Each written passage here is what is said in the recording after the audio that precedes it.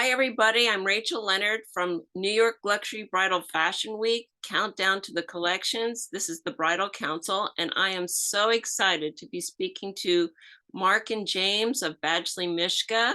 How are you guys today? You survived the storm. You're down in Florida.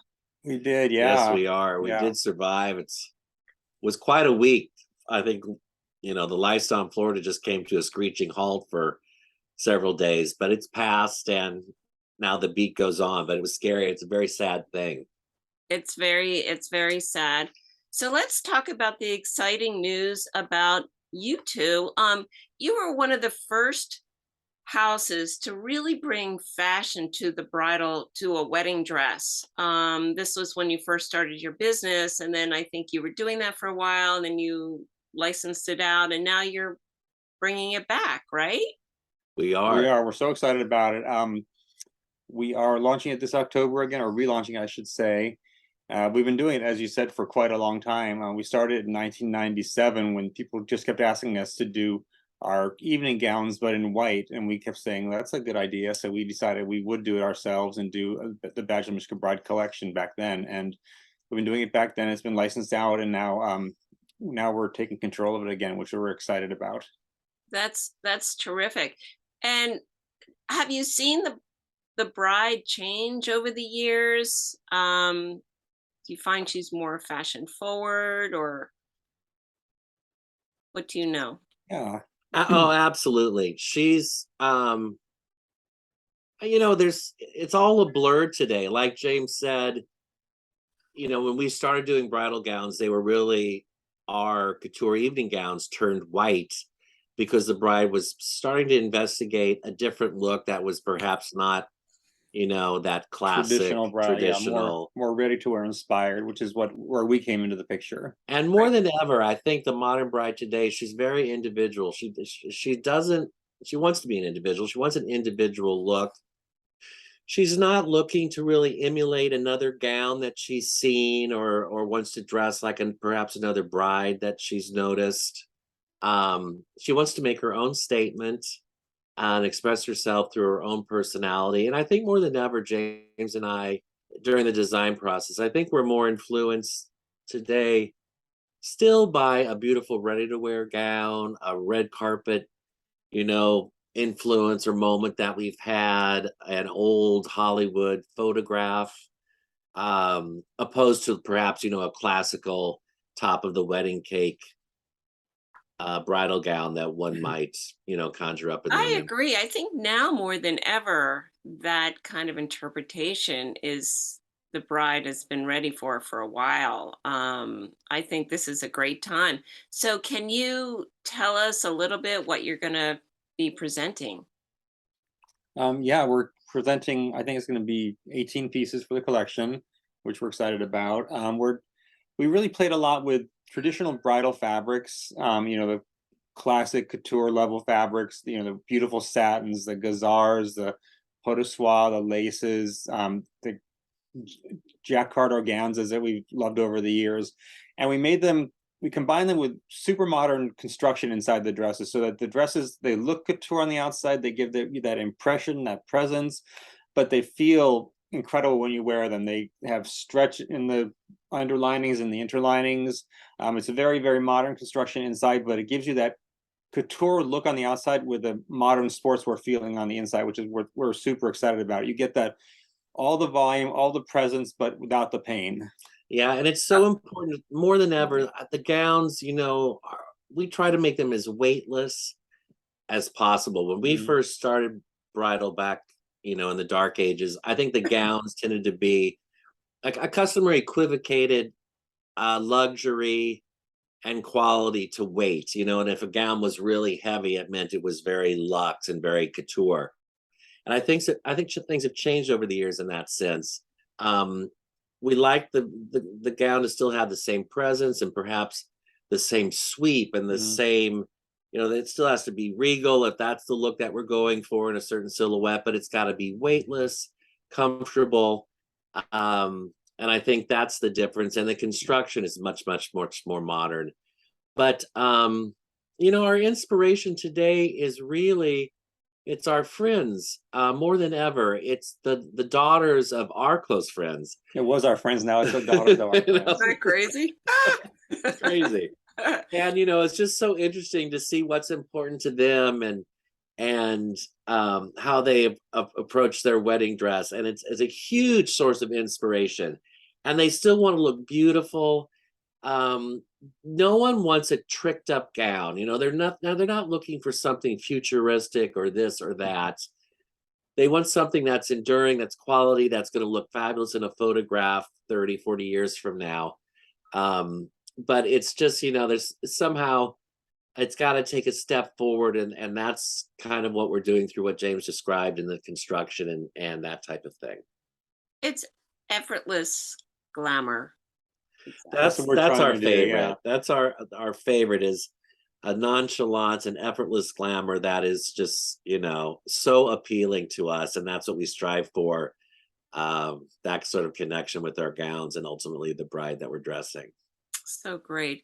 And what are you, can you discuss the price points at this Sure. point? Yeah, the retails are between $5,000 and $8,000. Pretty well spread within that range. I think there's a concentration between 6 and 7, but they range from 5 to 8. So that's kind of the Very sweet spot we doable. found for our girls. It's not, you're not spending $100,000 on your gown, but you're also, you know, for a less expensive gown isn't can't be as important as a gown at these price points. And we make sure that there is value in the gowns. That Yeah, she it's still always been wants Baxter Mischka's quality. always never been cheap, but it's always been a good value. She still wants quality. She wants beautiful fabrics, beautiful make, beautiful construction. And so that's sort of where the gowns are landing right now. That sounds great.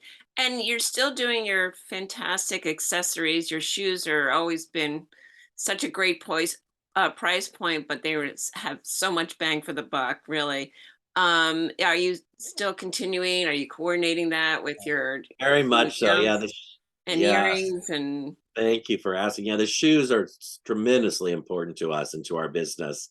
Um, you know, every one of our bridal shoes, we just came out with a new collection, makes a huge statement.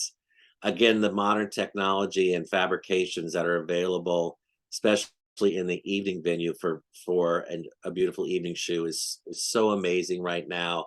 Huge statement embellishments, perhaps on a simple silhouette, and we've even embraced a chunkier heel that James and I were never huge fans of. hmm, But you know, with all of our After quest after was to keep. after seeing all those ruined stiletto heels from weddings on the Yes, grass and everything, there's we so right. many, yeah. so many outdoor venue weddings, you know, and the slightly chunkier heel gives her more support in the sod, and it was our quest to keep them elegant, which is not always the easiest thing to do, but we think that we did.